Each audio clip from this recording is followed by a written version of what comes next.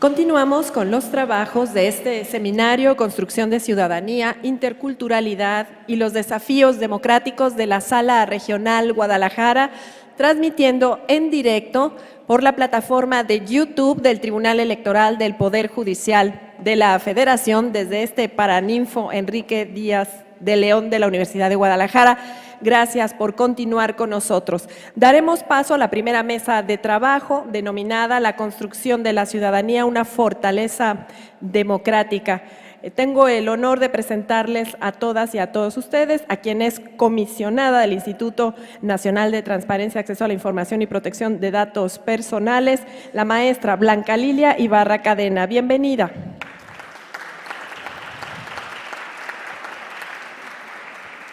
Saludamos con el mismo agrado a quien es consejera electoral del Instituto Nacional Electoral, la maestra Beatriz Claudia Zavala Pérez.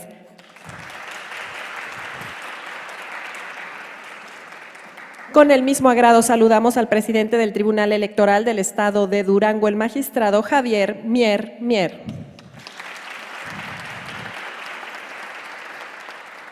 Un gusto dar la más cordial bienvenida a quien es presidenta del Tribunal Estatal Electoral del Estado de Baja California Sur, es la magistrada Betsabe Dulcinea Podaca Ruiz. Bienvenida.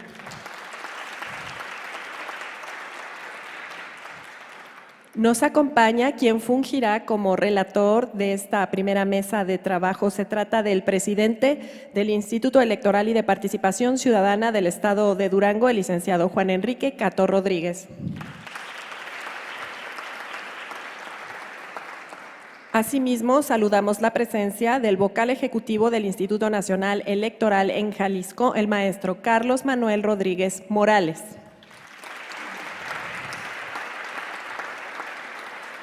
Es precisamente el maestro Carlos Manuel Rodríguez Morales quien fungirá como moderador de esta primera mesa de trabajo y a quien le cedo respetuosamente el uso de la voz. Adelante, por favor.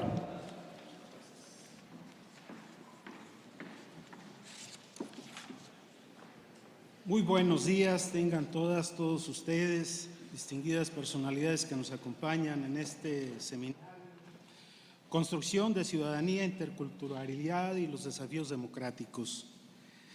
La verdad es un honor para un servidor el ser moderador de esta mesa con los expertos y expertas en este tema de participación ciudadana, de construcción de ciudadanía. Esta mesa tiene, por el tema de esta mesa, es precisamente la construcción de la ciudadanía, una fortaleza en la democracia y la verdad que es un espacio de reflexión el que se ha abierto de gran importancia, de ahí nuestra felicitación a los integrantes, a la magistrada y magistrados integrantes de esta Sala Regional Guadalajara, y reconocer el esfuerzo que viene realizando también su presidente, su magistrado presidente Jorge Sánchez Morales. Tendremos una primera intervención. Quiero decirles que las intervenciones serán por 12 minutos en una primera. La segunda oportunidad que tendrán será por 12 minutos. En ese sentido, la participación de esta mesa será de una hora. En primer turno hará uso de la palabra la maestra Blanca Lilia Ibarra Cadena, comisionada del Instituto Nacional de Transparencia, Acceso a la Información y Protección de Datos Personales.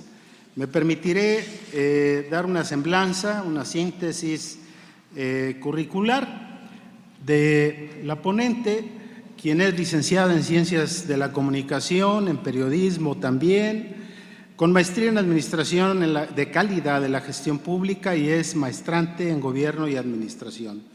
Cuenta con una trayectoria de más de 30 años en los medios de comunicación, ocupando diferentes cargos directivos en prensa, radio y televisión. Fue directora general del canal de televisión del Congreso General de los Estados Unidos Mexicanos, directora de información a medios de los estados de la Presidencia de la República y directora general de Comunicación Social del Congreso del Estado de Puebla.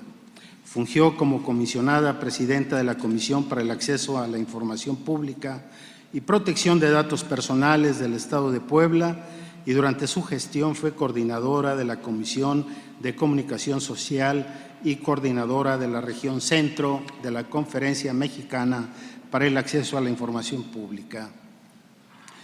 De igual forma, se desempeña como presidenta de la Comisión de Transparencia del municipio, se desempeñó como presidenta de la Comisión de Transparencia del municipio de Puebla y como directora del Centro de Documentación de la Coordinación de Información, Documentación y Transparencia del Tribunal Electoral del Poder Judicial de la Federación y, como ya dije, es comisionada actualmente del Instituto Nacional de Transparencia, Acceso a la Información y Protección de Datos Personales.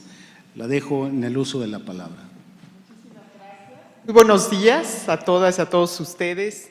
Realmente es un privilegio estar en este espacio que concentra tanta cultura e historia y en esta bellísima ciudad de Guadalajara. Muchas gracias, señores magistrados, especialmente a mi amigo el magistrado Jorge Sánchez Morales, a la magistrada Gabriela del Valle y a Sergio Arturo Guerrero. Gracias por esta invitación y me honra mucho estar en esta mesa con amigas, con compañeras magistradas y magistrados, de quienes desde luego seguramente habremos de aprender mucho sobre un tema del que ya se ha hablado en esta ceremonia de inauguración y que tiene que ver con esta estrecha vinculación entre ciudadanía y democracia.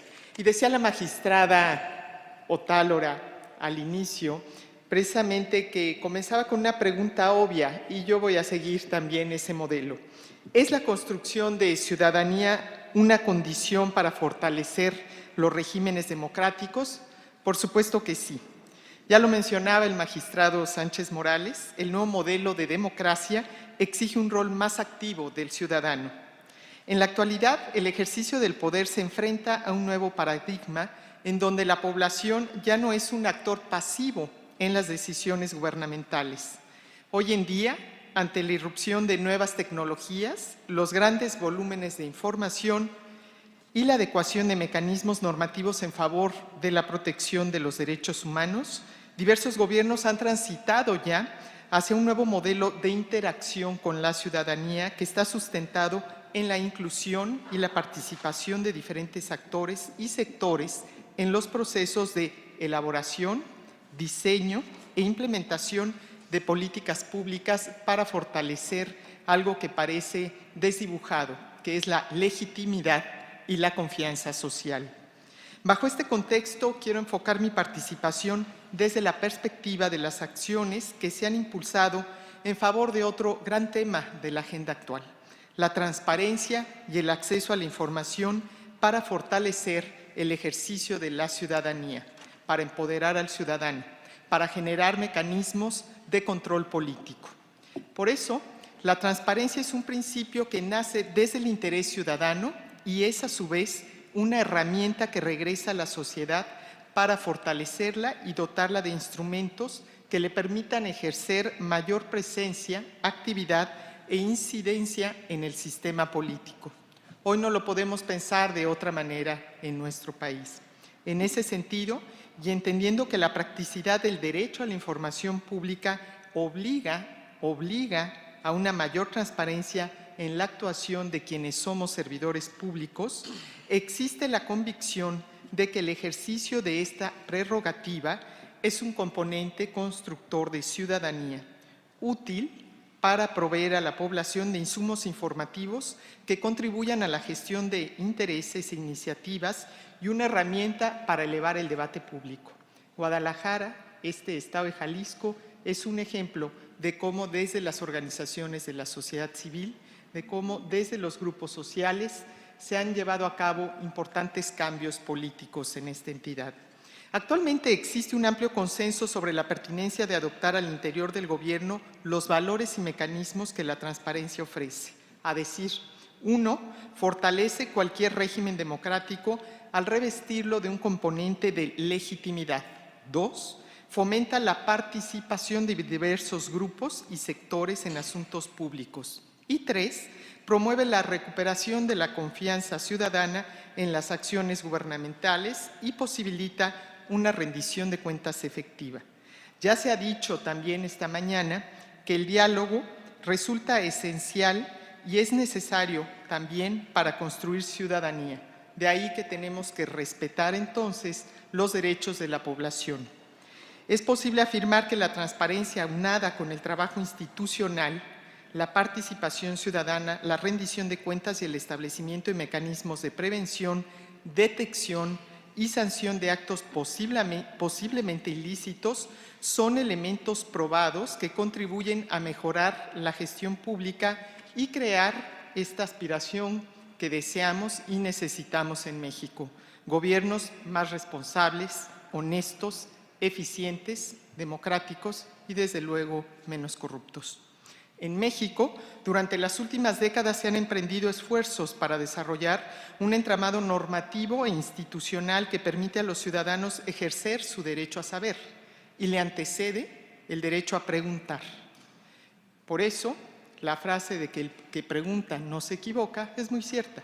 Hay que darle instrumentos a la población de conocimiento para que pueda adoptar mejores decisiones. En ese tenor, les quiero dar 3 ejemplos muy rápido de lo que se está haciendo desde el Instituto Nacional de Transparencia. El programa de sensibilización de derechos, llamado Procede, Caravanas por la Transparencia y la Privacidad, y la Red por la Utilidad Social de los Derechos de Acceso a la Información y de Protección de Datos Personales, que han sido mecanismos diseñados para impulsar y fomentar, en colaboración con organizaciones de sociedad civil, el ejercicio de los derechos de acceso a la información y de protección de datos personales en distintos grupos de la población, con énfasis en la población vulnerable y que habita en zonas de alta y muy alta marginación. Tras identificar el desconocimiento de ambos derechos en las comunidades más vulnerables, se diseñaron programas y asesorías para garantizar medidas inclusivas, accesibles y asequibles que permitieran un acercamiento directo con la población, de manera que fuera posible empoderarla mediante el conocimiento y apropiación de sus derechos. En este contexto, el INAI se ha convertido en un actor clave para la construcción de confianza ciudadana en las instituciones, aunque no deja de ser incómodo por sus resoluciones, y la conformación de una sociedad más informada que exige rendición de cuentas al tiempo que ha dejado constancia del poder de movilización que tienen los procesos de vinculación social y de promoción de los derechos tutelados por el INAI, así como de su potencial contribución al fortalecimiento de la vida democrática. Quiero resaltar el papel fundamental e indispensable de las organizaciones de sociedad civil para promover el ejercicio de la ciudadanía y el fortalecimiento del régimen democrático en la República Mexicana. Muestra de ello es que estas organizaciones tienen presencia en todas las entidades de nuestro país. Jalisco es un ejemplo importante. Siguiendo los datos del Registro Federal de Organizaciones de la Sociedad Civil, a nivel nacional hay un registro de más de 41,000 organizaciones, de las cuales el 61.2%, es decir, 25,679, mantienen un estatus activo en diversos temas: medio ambiente, educación, salud y, desde luego, los temas de derechos humanos, como el derecho a saber. Un claro ejemplo de cómo las organizaciones de sociedad civil pueden constituirse como grupos impulsores del derecho a conocer y el derecho a preguntar como herramientas para abrir los canales de participación e incidencia en los procesos de toma de decisión es el de las mujeres activistas que forman parte de la red Junco. Este es un ejemplo, quienes por medio de solicitudes de información conocieron los horarios, salarios y recursos disponibles para medicinas en un centro de salud en Chiapas, un tema que hoy también está presente en la agenda pública. De manera que al recibir la información requerida, estuvieron en condiciones de exigir la designación de nuevo personal con horarios claramente definidos, así como el monitoreo del inventario de las medicinas disponibles. A partir de esas acciones, la comunidad hoy ha logrado que haya mayor atención en este centro de salud. Bajo este escenario, una condición necesaria para fortalecer nuestro régimen democrático a través del uso, promoción y apropiación del derecho a saber por parte de diferentes grupos es la promoción de un diálogo activo e informado, inclusivo, entre las instituciones gubernamentales y las organizaciones de la sociedad civil. de manera que exista un contacto con los ciudadanos y la sociedad en general para que puedan empoderarse e involucrarse en los procesos de toma de decisión y exigir cuentas a las autoridades. Por ello, una de las reflexiones más importantes en este foro, sin duda, debe ser la pertinencia de fomentar la institucionalización del ejercicio de la ciudadanía por medio de la creación de redes de colaboración multidisciplinarias e intersectoriales de las que surjan procedimientos claros y expeditos para las personas que deseen involucrarse en los procesos públicos y puedan contar con los canales y medios necesarios para ejercer a cabalidad sus derechos. De esta forma, si entendemos a la democracia como un ámbito institucional donde convergen lo privado y lo público, entonces es imprescindible institucionalizar el ejercicio de la ciudadanía por medio de canales efectivos de participación, incidencia y acompañamiento a las peticiones o sugerencias de las y los ciudadanos. Para concluir, solo quisiera agregar que existe una relación conceptual, institucional y funcional entre democracia, Estado de Derecho y transparencia, los cuales son referentes de la vida moderna y de sociedades abiertas, plurales, heterogéneas y participativas. La esencia de la democracia, entonces, es la acción de los ciudadanos y la misma se sustenta en la diversidad y la pluralidad, que son, además, fuentes que permiten que el engranaje gubernamental tenga opciones múltiples para que sus acciones realmente sean efectivas.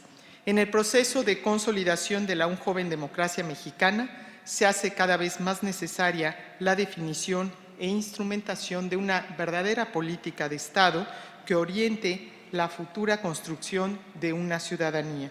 De esta manera, la transparencia y el acceso a la información son elementos claves para este fin, con miras de consolidar un régimen nacional verdaderamente abierto, inclusivo, plural y democrático. Celebro la organización de este seminario, donde estoy segura que todos tenemos la misma convicción y objetivo. Hay que darle instrumentos a la población para que pueda tomar mejores decisiones y debemos promover instituciones más transparentes y más abiertas de cara a la sociedad. Muchas gracias.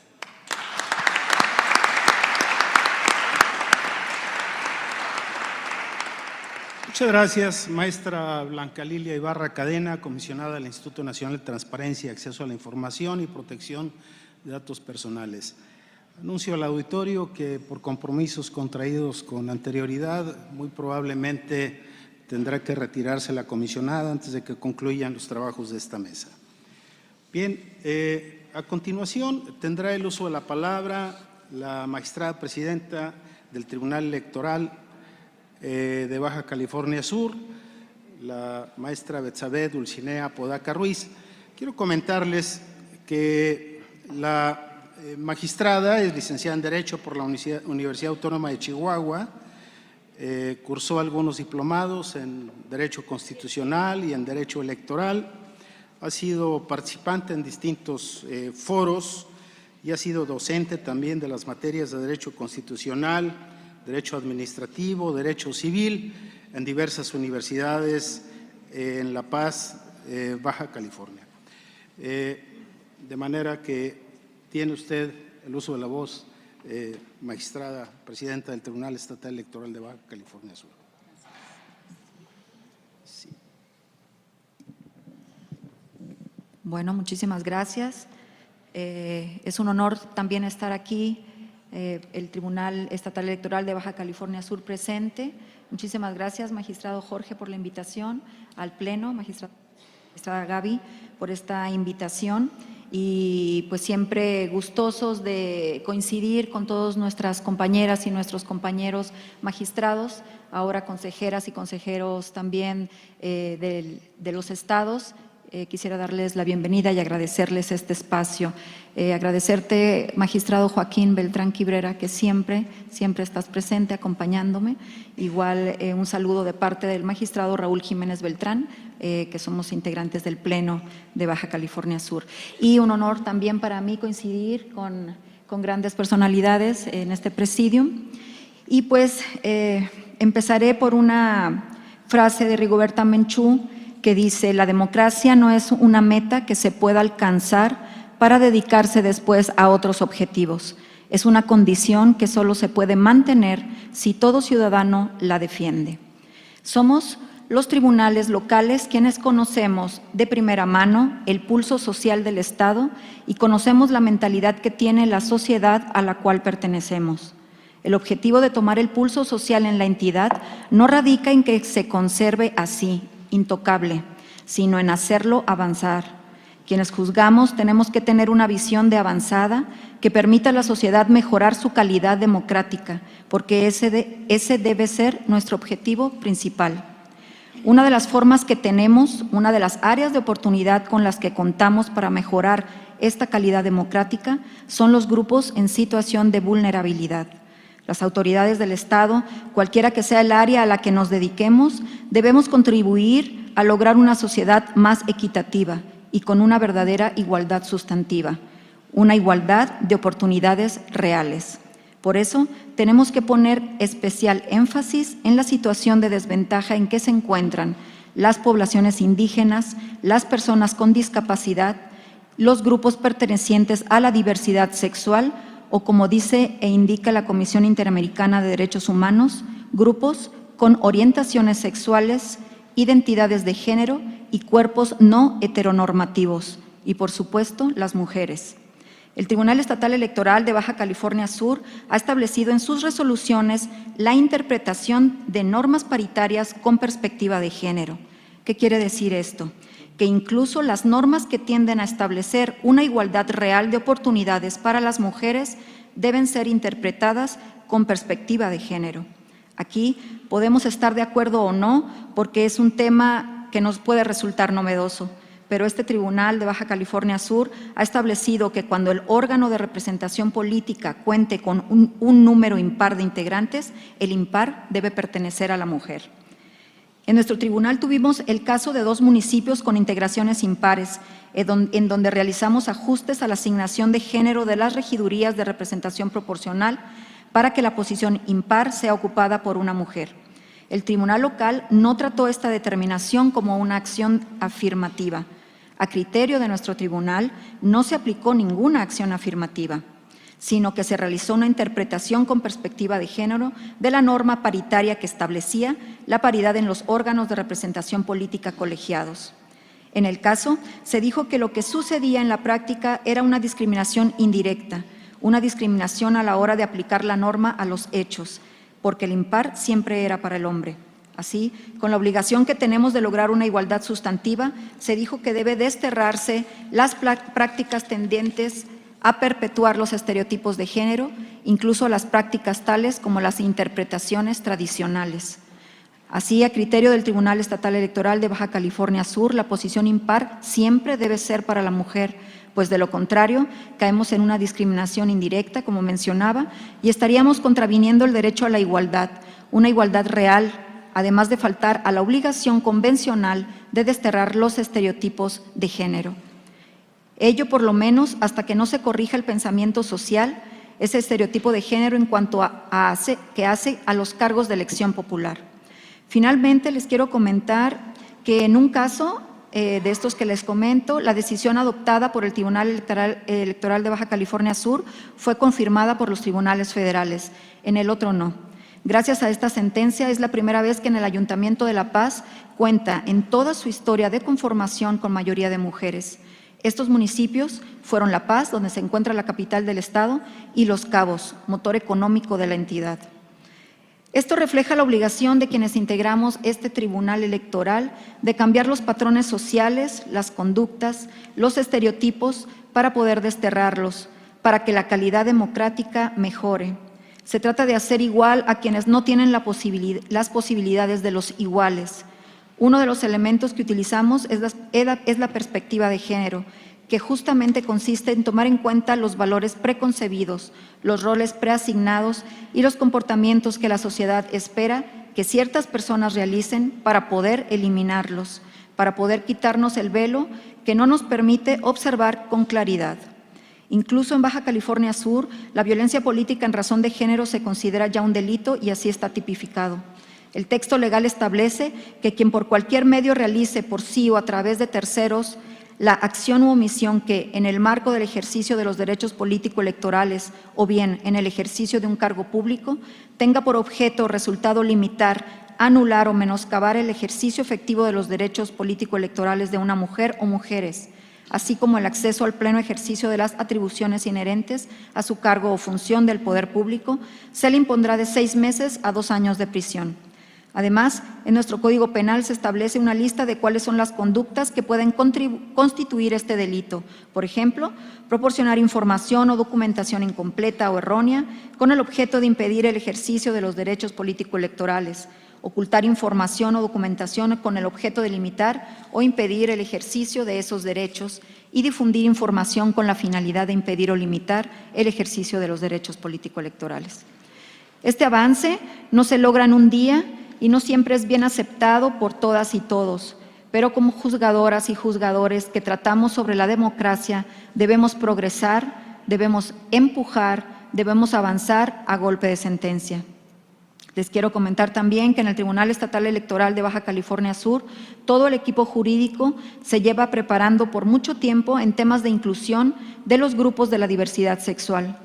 No nos gusta utilizar el término LGBTTI+, porque creemos que hay grupos que quedan excluidos y que no se sienten identificados con esas siglas. Por ejemplo, las personas pertenecientes al género no binario. Preferimos utilizar las identidades de género, orientaciones sexuales y cuerpos no heteronormativos. Así lo hace la Comisión Interamericana de Derechos Humanos.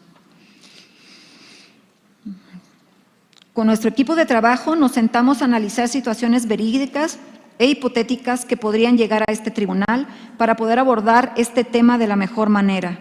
Valoramos los posibles estándares de prueba, por ejemplo, si la expresión de género puede servir como prueba de un grupo de personas que se consideran no heteronormativas. Por ahí hay una estadística de la Asociación Mexicana para la Salud Sexual a través de una encuesta en 2015 en donde nos indica que el 64.73% de la población se considera heterosexual, es decir, que el 35.27% de la población no se considera de este grupo, lo que equivale prácticamente a que 7 de cada 20 personas se consideran parte de un grupo no heteronormativo. Otros datos especifican que el 6% de la población se considera homosexual. Este dato difiere si se compara con considerarse no heteronormativo. También hace poco salió una noticia que ubica a México entre los 10 países con más población no heteronormativa, es decir, nos encontramos en el lugar 8, para ser precisos. Tenemos mucho por hacer, mucho por visibilizar y en este Tribunal Estatal Electoral de Baja California Sur somos muy conscientes de ello. Pero este no es el único tema que trabajamos. Hemos analizado la situación de la población indígena en Baja California Sur e incluso hemos estado en contacto con asociaciones civiles que representan a estas comunidades, conformadas con los mismos integrantes. Hemos aprendido y nos hemos enterado de cosas que no se ven en un expediente y que no salen en las noticias. Por ejemplo, la mayoría de la población indígena es traída de otras partes de la República Mexicana con el objeto de trabajar en la agricultura. Cuando llegan, se les retira su credencial para votar y no se les permite salir de donde se encuentran asentados. Pierden su identidad y son prácticamente prisioneros de sus lugares de trabajo. Lamentablemente, en Baja California Sur no existen ya comunidades indígenas originarias. Todas desaparecieron. Ninguna de las 3 que habitaba la entidad quedan: guaycuras, cochimíes y pericúes. Esto es lamentable y no debe pasar en ninguna parte del mundo. Al perder a las comunidades, perdemos una parte de nuestra identidad como mexicanas y como mexicanos. Perdemos todos nosotros. También trabajamos con la inclusión de personas con discapacidad. El asunto de Zacatecas y su integración en las diputaciones de representación proporcional es bien conocido por todos en nuestro Tribunal de Baja California Sur. Con este asunto nos ponemos a resolver situaciones y problemas hipotéticos, sobre todo la posible colisión entre diferentes principios o postulados que deben regir el proceso electoral.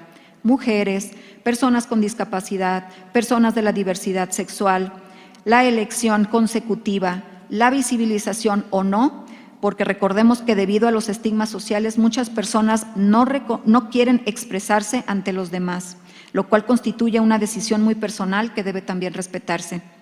Aquí viene lo más importante.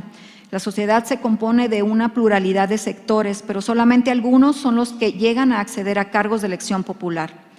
Podemos decir entonces que logramos una democracia de calidad si no todos los sectores sociales se encuentran en los órganos de representación política, o por lo menos que tengan una posibilidad real y patente de obtener un cargo de elección popular. La respuesta es no. Con estos sectores, con estos grupos en situación de vulnerabilidad, como las personas indígenas, personas con discapacidad, personas de la diversidad sexual, mujeres, la democracia mejorará. La democracia es más representativa y definitivamente contribuyen a la construcción de una verdadera ciudadanía, una que se sienta fielmente representada y tomada en cuenta. Así reside la verdadera fortaleza de la democracia. Debemos hacer a quienes son desiguales, iguales. Muchísimas gracias.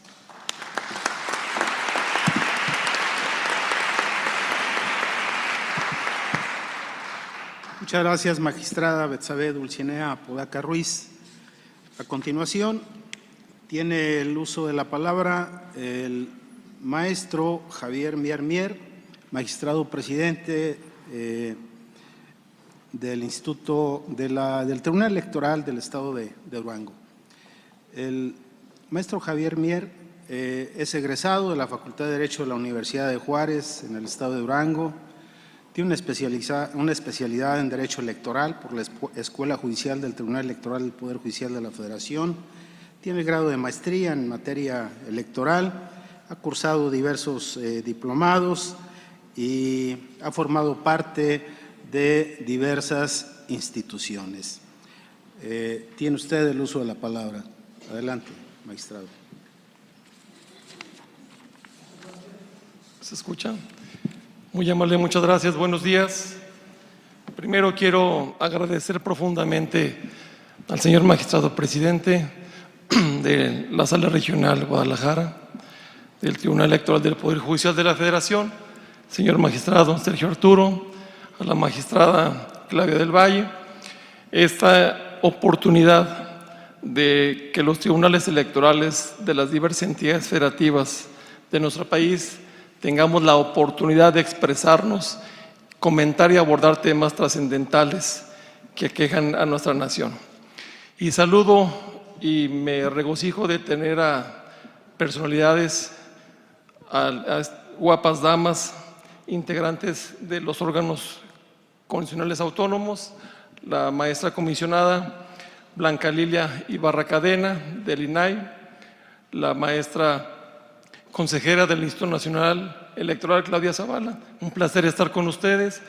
De igual forma a mi colega la magistrada presidenta Dulcinea del Tribunal Electoral de Baja California Sur, a mi querido compatriota de terruño duranguenses, presidente del Instituto Electoral del Estado de Durango, al señor vocal del Instituto Nacional Electoral en Jalisco, y a todas y a todos ustedes. Yo quiero comentarles la importancia de este evento. El tema que nos ocupa es de suma importancia y sobre todo en el momento en que vive la República. Es de suma importancia hablar de frente a la ciudadanía, sin ninguna cortapisa, donde lo importante ahorita es la construcción de la ciudadanía. Hablamos de construcción de ciudadanía como una teoría, como una retórica, pero lo importante es implementarla en los hechos, en las actuaciones de cada una de nuestras instituciones. Yo me enorgullezco de presidir el Tribunal Electoral del Estado de Durango, donde dejamos a un lado el discurso y nos dedicamos a sustanciar los proyectos de resolución, donde siempre velamos por el mayor beneficio del ciudadano y sobre todo sin distingo de sexo, de género, que es un tema aparte. Lo que buscamos es realmente cumplimentar con la obligación que tenemos del 17 constitucional. Eso es una tarea que poco a poco vamos consolidando. Son tiempos que se necesitan fortalecer las instituciones. Lo digo con todas sus letras, es tiempo de verificar que lo que se ha hecho bien. Falta mucho para hacer, no somos perfectos, pero somos perfectibles y hemos dado cuenta a la sociedad mexicana de que sirven los órganos autónomos.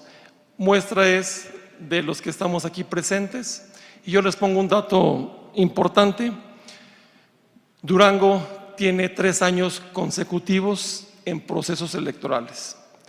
2016 renovamos la gobernatura del Estado, 2017-2018 se renovó el Congreso del Estado y hoy, el día de ayer, culminó el proceso electoral donde renovamos los 39 ayuntamientos de la entidad federativa. La Sala Superior confirmó las sentencias de la Sala Regional Guadalajara y por ende las nuestras, donde le dimos muestras efectivas, palpables a la sociedad duranguense que hay instituciones sólidas, confiables, que trabajamos para los duranguenses. Y una muestra es el aumento de 700% de los medios de impugnación que tramitamos en el Tribunal Electoral del Estado de Durango. Se dice muy sencillo, pero eso es muestra de que el ciudadano y los actores políticos día con día están mayormente informados. También hay que reconocer el trabajo de los organismos que me acompañan. El Instituto Nacional de Transparencia y Acceso a la Información ha jugado un papel importante, donde el ciudadano pregunta y se le contesta. Afortunadamente en el tribunal no hemos tenido ningún recurso que se haya promovido por alguna diligencia dilatoria de la información. De hecho, se han sustentado y tenemos afortunadamente el 95% de calificación del órgano autónomo local como es el IDAIP. Eso nos compromete a seguir trabajando, a seguir siendo transparentes, pero sobre todo de tener una responsabilidad mayúscula en lo que es la sustentación de un medio de impugnación.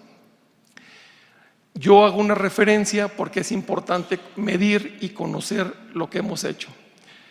El Tribunal Electoral del Estado de Durango fue creado el 20 de octubre de 1994. Estamos por cumplir 25 años de existencia. En esos 25 años se han conocido infinidad de asuntos, pero ¿qué es lo más importante como aportación que podemos transitar?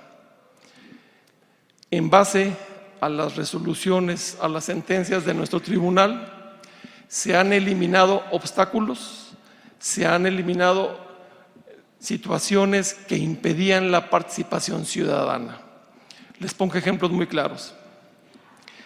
En Durango se adicionó y se reformó la Constitución Política del Estado y por ende la ley de instituciones y procedimientos electorales, al igual que la ley de medios, donde se crea lo que es las candidaturas independientes, pero estas candidaturas nacen con requisitos muy elevados, sobre todo de participación. Inicialmente se exigía un 3% de la lista nominal de electores. Prácticamente era imposible que un candidato cumpliera con esos requisitos. Sin embargo, el Tribunal Electoral, a base de que los ciudadanos accionaron la justicia electoral, ampliamos la competencia, conocimos en plena jurisdicción y en base a una votación unánime llegamos a la conclusión de tener por acreditado los requisitos de los candidatos independientes que no cumplían con el 3%. Es decir, usamos lo que establece el principio de convencionalidad, utilizamos los tratados internacionales para mayor beneficio del ciudadano.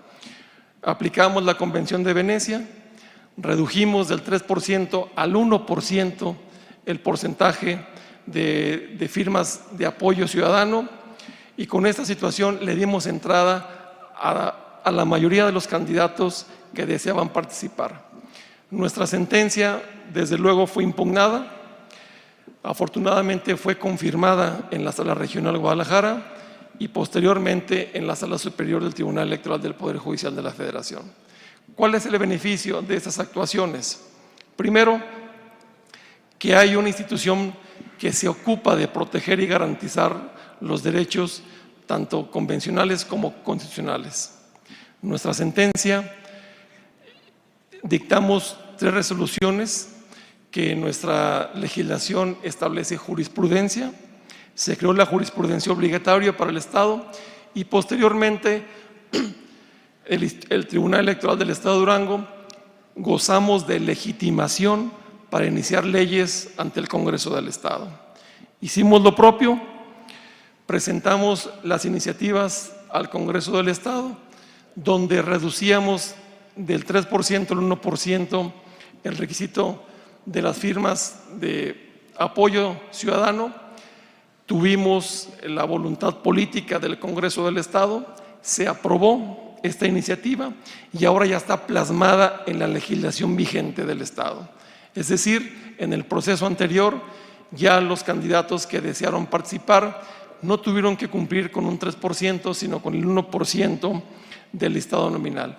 Eso es hablar con hechos, eso es trabajar por la ciudadanía a quien nos debemos, pero lo más importante, que exista esa conjunción de esfuerzos, esa coordinación de competencias entre las autoridades administrativas, y lo digo porque aquí está el señor consejero presidente del Instituto Electoral de Durango, está la señora consejera del Instituto Nacional Electoral, la señora comisionada, y bueno, no podemos avanzar si no hay esa estrecha relación de responsabilidad.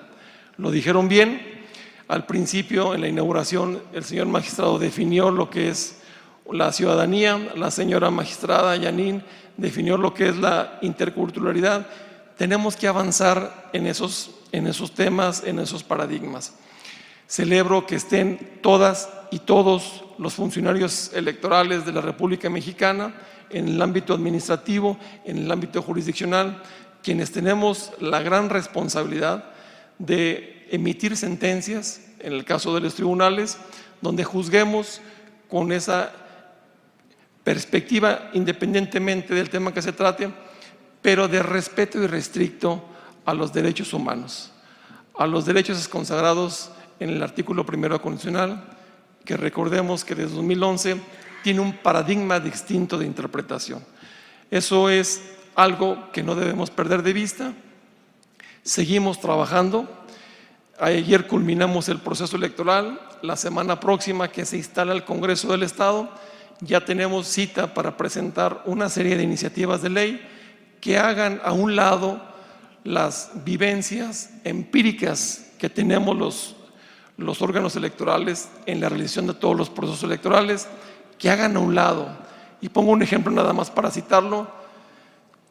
En Durango hay una discordancia en lo que es los tiempos para registro de las figuras de asociación política. Llámese coalición, llámese candidatura común. Son desfasados los tiempos para el registro. Uno es 30 días antes del inicio de precampañas, imagínense nada más ustedes, y el otro es 5 días antes del registro de candidatos. Es abismal el tiempo. Eso produjo ya problemas con los actores políticos. ¿Por qué? Porque se tienen que agotar las cadenas impugnativas y eso generó un perjuicio en el uso del derecho humano de lo que es la realización de campañas electorales. No es culpa de un tribunal, no es culpa de un instituto, y no quiero poner culpables, quiero llamar a la voluntad política de quien hace la ley, que es el Poder Legislativo, tenga esa sensibilidad, tenga esa apertura, escuche a quienes vivimos día con día la implementación de los procesos electorales, llámese administrativos y jurisdiccionales, y se tomen en cuenta esas vivencias para ir perfeccionando y depurando lo que es un proceso electoral. No sé si cómo estoy de tiempo. Bueno, una acción afirmativa para que extiendan otro. Bueno, con esto concluyo. Quiero decirles que tenemos una gran responsabilidad, independientemente de competencias, independientemente de fueros. La República necesita de la suma de esfuerzos de sus servidores públicos, de sus funcionarios. Tengo la plena certeza que la familia electoral, jurisdiccional y administrativa está unida, estamos trabajando a la par y el beneficio se lo lleva la democracia, la impartición de justicia y desde luego la paz social, que es corresponsabilidad de todos. Muchas gracias.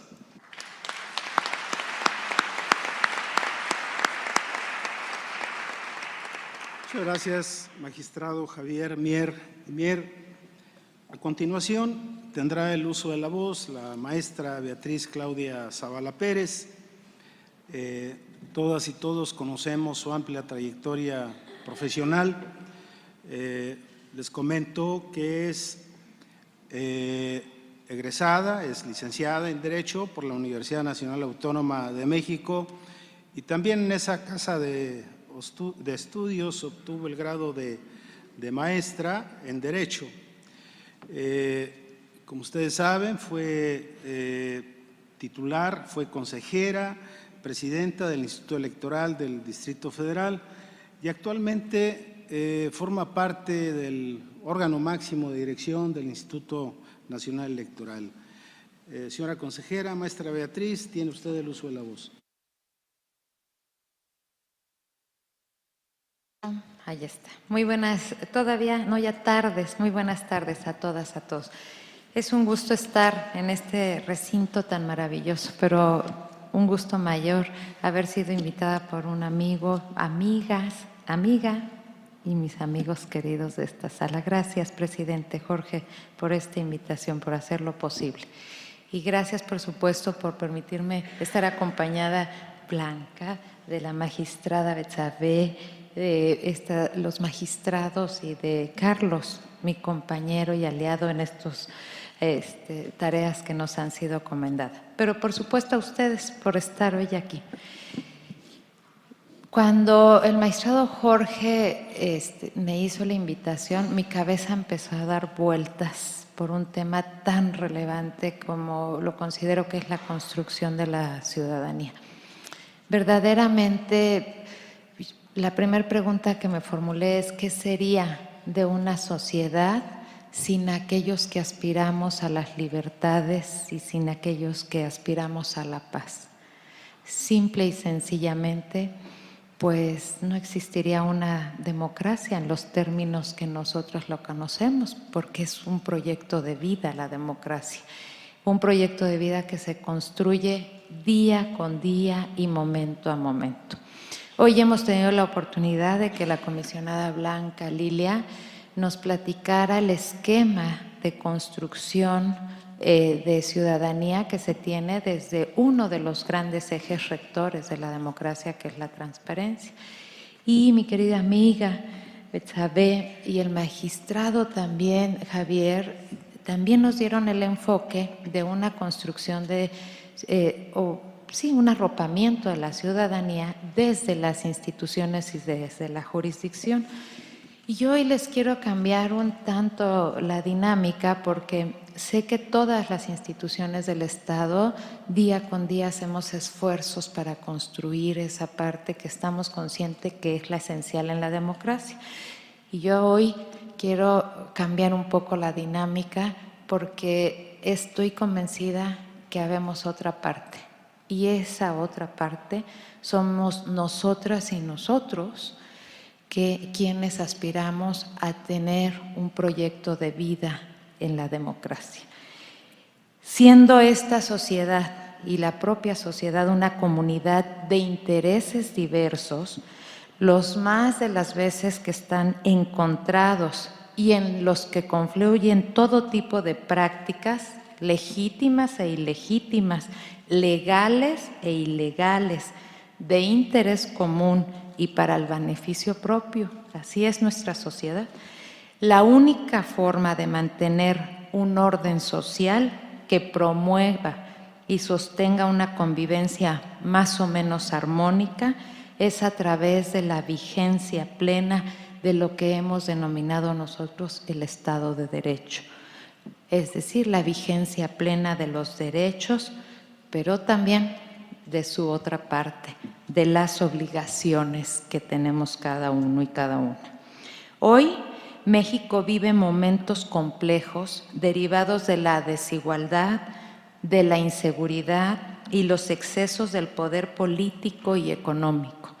En distintas zonas del país se viven verdaderos estados de naturaleza, y lo refiero en sentido joveviano, que si bien no son precisamente la guerra de todos contra todos, sí es una importante limitación de las libertades y de los derechos de todas las personas. Por otro lado, el fenómeno de la información falsa, incluso a veces dolosa y manipulada por los grupos de poder, la suplantación de personas que circulan en las redes, al rato nos vamos a ocupar de ello, y que consume gran parte de la sociedad, la intolerancia, el fanatismo y la discriminación, la evasión de impuestos, el deterioro provocado en el medio ambiente y hasta los crecientes problemas de salud que hoy tenemos en nuestra sociedad, son hechos que nos llevan a constatar que en la realidad existente, en la que vivimos día a día y en la que nos desarrollamos, la comisión de conductas irresponsables, desesperadas y fuera de la ley son las que están predominando en nuestro entorno social. Todo lo anterior, permítanme decirlo sin concesiones, es el reflejo de una sociedad en donde el Estado del Derecho y el atributo al ejercicio de la ciudadanía muestra una tremenda fragilidad. Describir la realidad de esta manera tan extrema y tan cruda, que no es exclusiva de nuestro país, sino una situación observada en prácticamente todas las formaciones sociales del mundo, debe llevarnos a ser todavía más profundos y escrupulosos cuando hablamos de eso que llamamos construcción de ciudadanía. Y es que las más de las veces, cuando utilizamos este término, tendemos a relacionarlo con todas aquellas actividades pedagógicas que realizamos o que buscamos emprender para consolidar y fortalecer la vida democrática, considerada esta desde la perspectiva de la ampliación y el ejercicio pleno de nuestros derechos, todos incluidos los políticos electorales, pero casi siempre obviando o soslayando otras materias y otros retos formativos que también requieren atención en una sociedad democrática. Es por esta razón que por esta ocasión quisiera apartarme un poco del tema de la construcción de la ciudadanía desde el ángulo de las instituciones y de los derechos para poner el acento en la otra cara de la moneda, que son los deberes u obligaciones que tenemos las y los ciudadanos en la democracia. Hace varios años tuve la oportunidad de leer un artículo de Piero Meaglia titulado Democracia e intereses en Kelsen, en el que el autor italiano separaba la teoría de la democracia del jurista vienés. Y cuando hacía esa separación, distinguía tres elementos mediante los cuales Hans Kelsen, sí, Hans Kelsen hoy todavía es vigente, distinguía a la democracia de la autocracia. Me refiero, según Hans Kelsen, libertad política, la paz y el compromiso. Tomo como referencia ese planteamiento de hace algunos años, que hace Kelsen sobre la democracia, porque me parece que esa triada, libertad, paz y compromiso, ilustra con mucha claridad los ejes temáticos que deberían abordar los esfuerzos pedagógicos de la construcción de ciudadanía. 1. Libertad política, es decir, la participación de las y los ciudadanos en los procesos, por un lado, de los asuntos políticos y por el otro, de los asuntos públicos en general.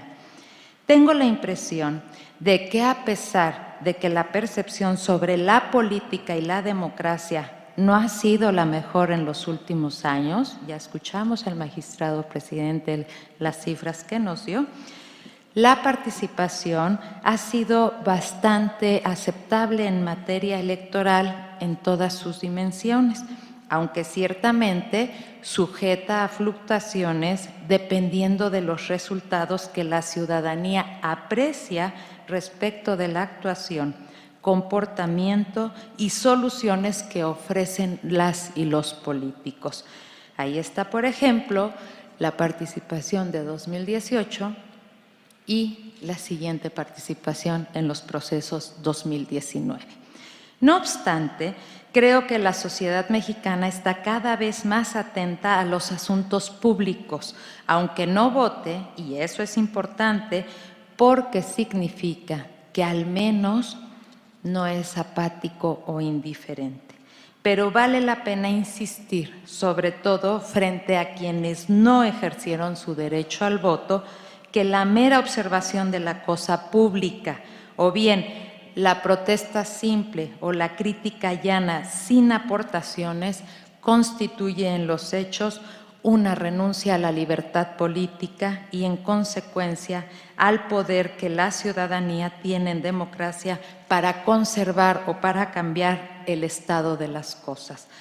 En términos de la construcción de ciudadanía, es indispensable emprender acciones que hagan reconocer y asumir a las y los soberanos que en democracia ellas y ellos son los poderosos, que en sus manos está buena parte del destino de la sociedad, aún en los contextos de intereses políticos y económicos que se viven en la sociedad, en lo nacional y en lo internacional, que su participación en la creación del orden jurídico, político y social, reitero, el social, al que estamos todos sometidos por una convención general que hicimos, ese gran consenso, es fundamental para la armonía de una comunidad, de su comunidad.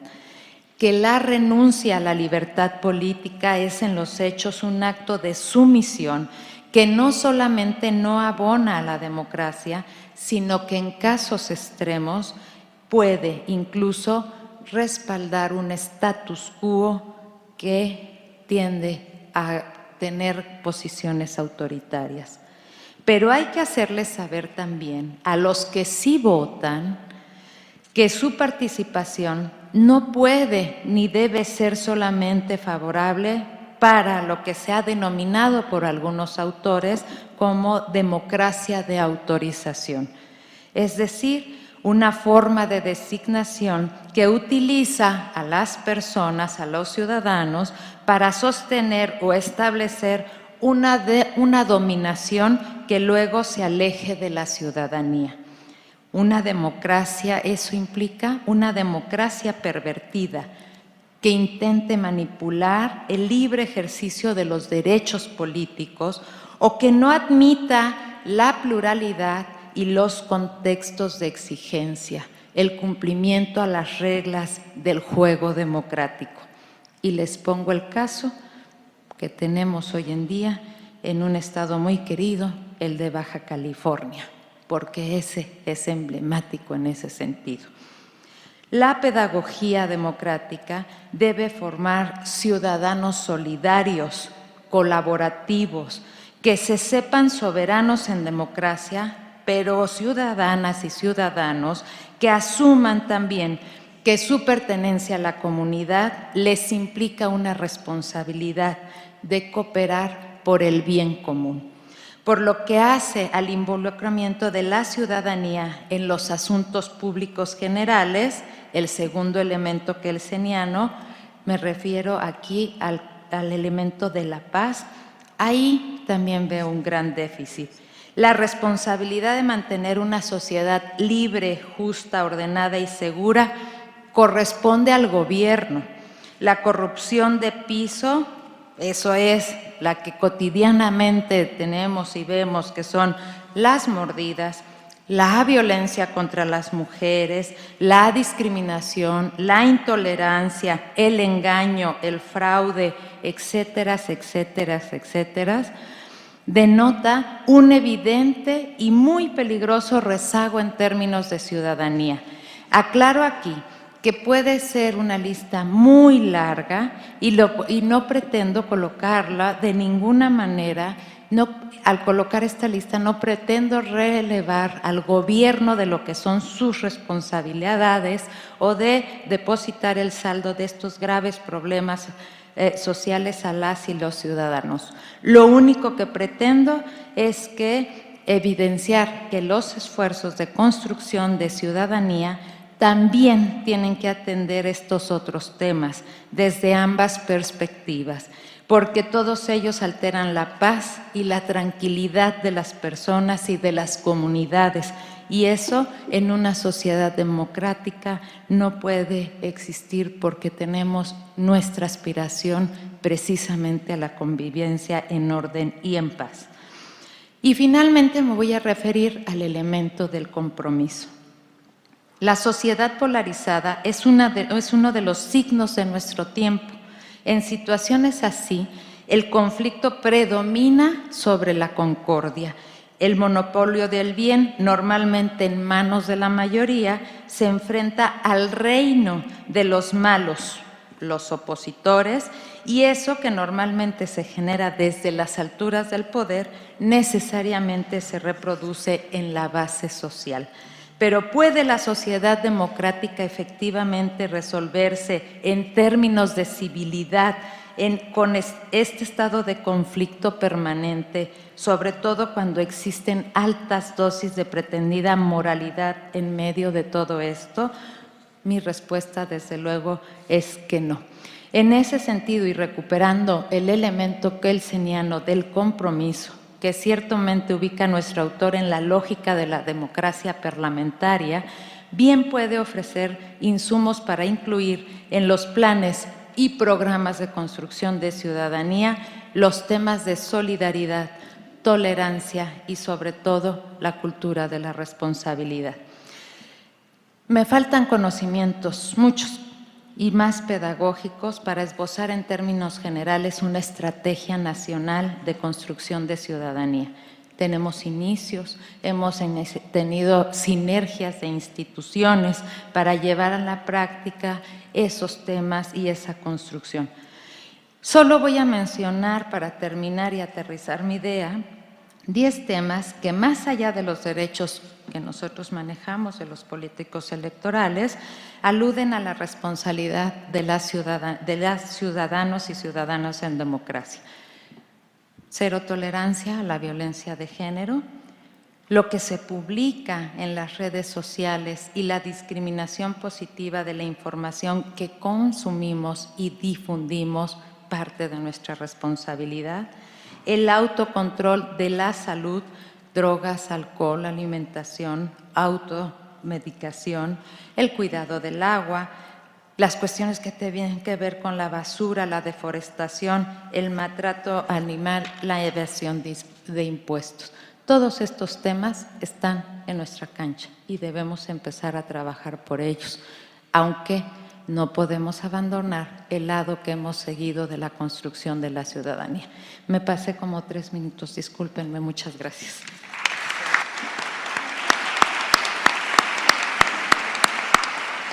Muchas gracias, consejera Beatriz, maestra Zavala.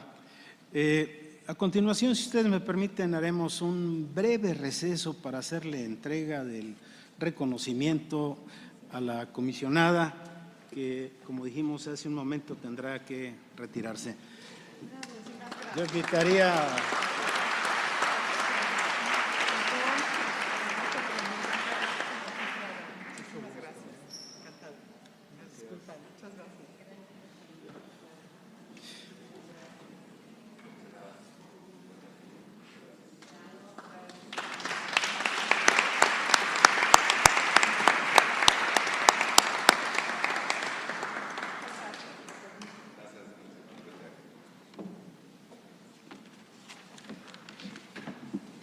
Pues bien, continuamos con los trabajos de esta mesa y en una segunda intervención, quienes la integran tendrán una participación de 2 minutos, así que tiene el uso de la voz la magistrada Betsabe Dulcinea Apodaca Ruiz.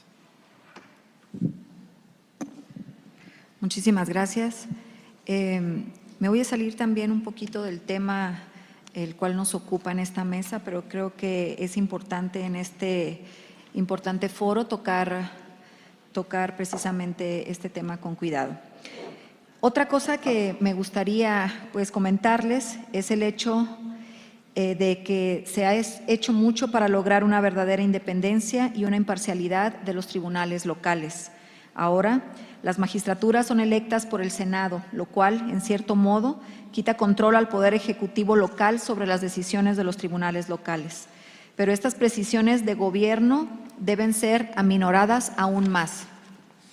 Solo se logrará una verdadera autonomía cuando los tribunales locales tengan autonomía presupuestaria. Aquellas y aquellos que hemos estado en tribunales locales no me dejarán mentir cuando digo que el presupuesto siempre es un problema y que por lo general se deben pedir ampliaciones presupuestarias extraordinarias.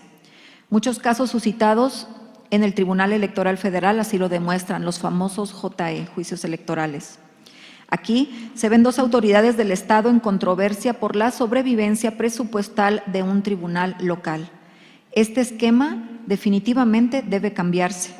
Los tribunales locales electorales deben ser completamente autónomos de las elecciones de las cuales califiquen los resultados o resuelvan sus controversias. ¿Cómo se logra esto? Pues además de las cosas que ya hemos hecho, debe lograrse una autonomía presupuestaria asignada a un porcentaje fijo del presupuesto al tribunal local. Así, los tribunales electorales locales siempre podremos contar con una partida fija, sin discusión o fricción alguna, ya sea a través de gestiones o a través de controversias judiciales. El día que esto suceda, no me cabe la menor duda del gran salto que logrará la justicia local en la materia electoral. Espero poder ser testigo de ello. Gracias.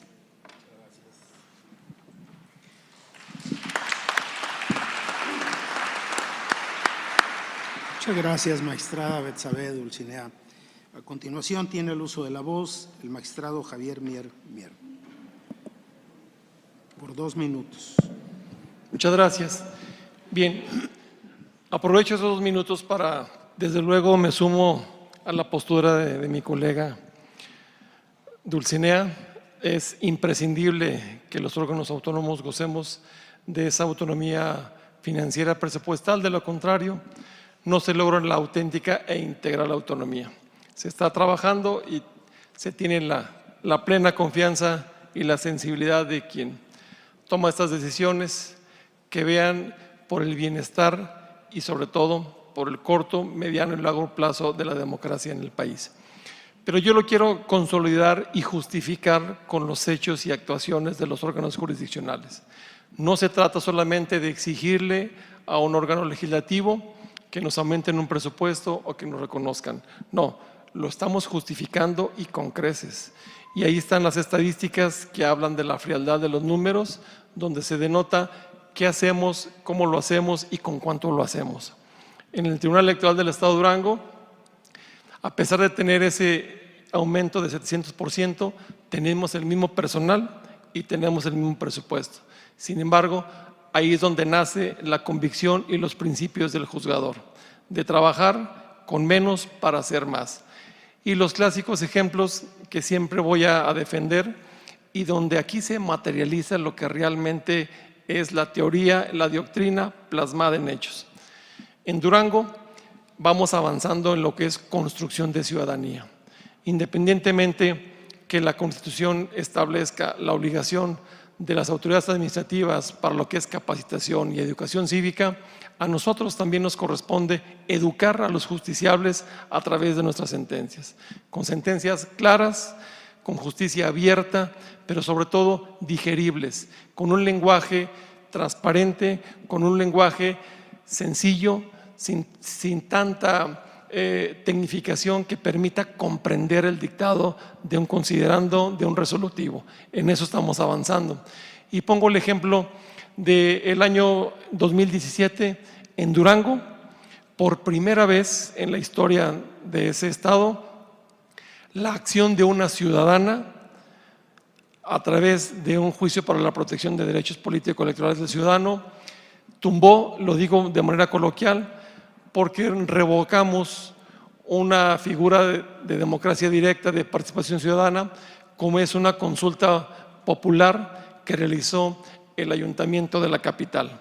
El famoso paseo universitario era la construcción de un paseo en lo que es la convergencia de varias facultades, que sería el paseo universitario.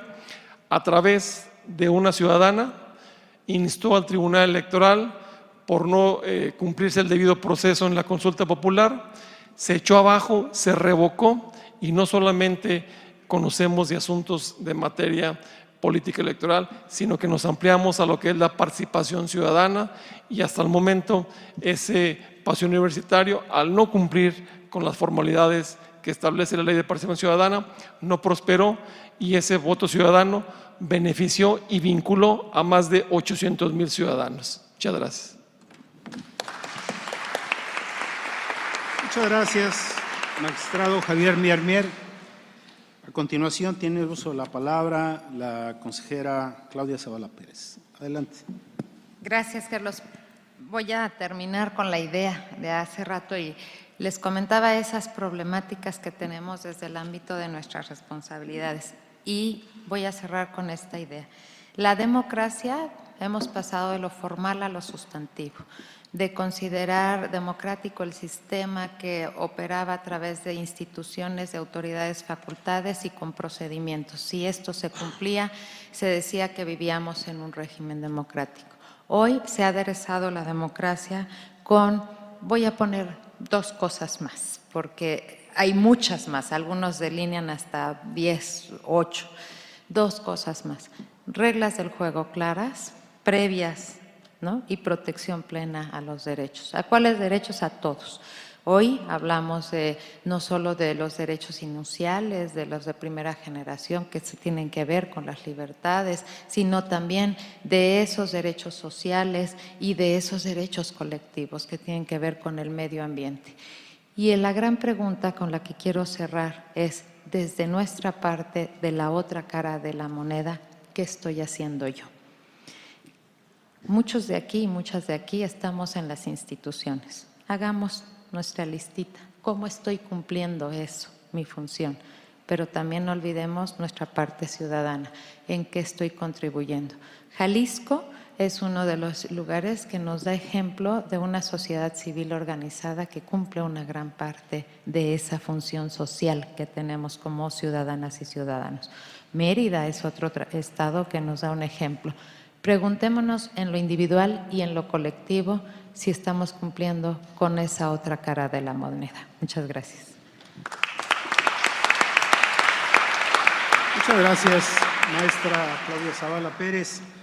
Bien, pues no daremos por concluidos los trabajos de esta mesa extraordinaria, en la cual las ponentes, el ponente de quienes hemos tenido el privilegio de escucharlos, nos hemos quedado con sus reflexiones, hemos tomado nota, sin duda.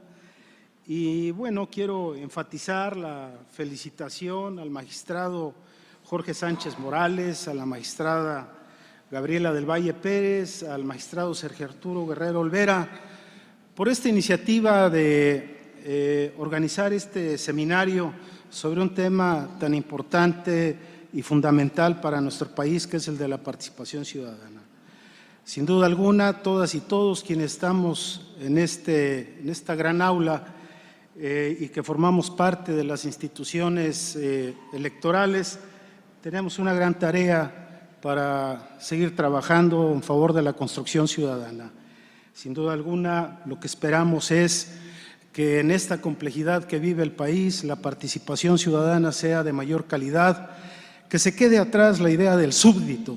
Creo que el ciudadano hoy debe ser soberano, creo que el ciudadano debe ser una entidad que de verdad haga valer sus derechos y que en efecto sea un ciudadano con capacidades y habilidades para ejercer su ciudadanía, para tomar el espacio público, para tener injerencia en las decisiones públicas.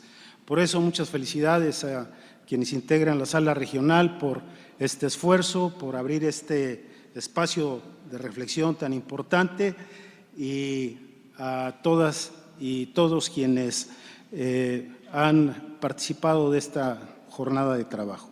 Muchas gracias y felicidades.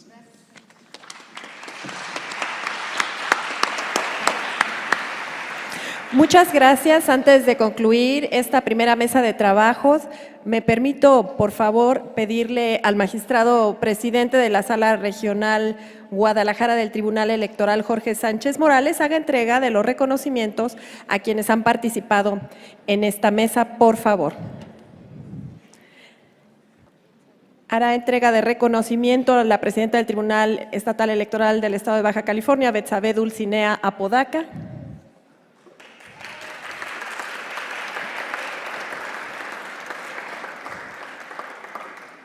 Hará lo propio también para el presidente del Tribunal Electoral del Estado de Durango, magistrado Javier Miermier.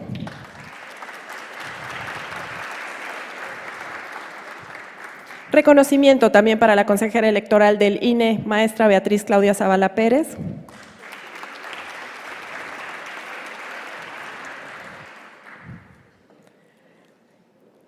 Para el vocal ejecutivo del Instituto Nacional Electoral en Jalisco, maestro Carlos Manuel Rodríguez Morales.